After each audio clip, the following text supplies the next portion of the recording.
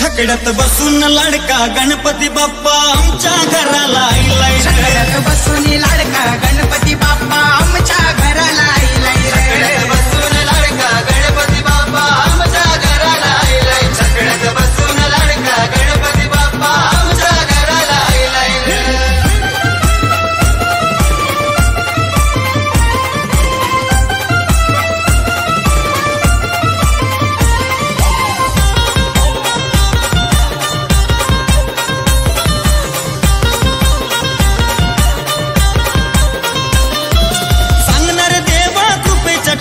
नैवेद्य तुला पाहिजे काय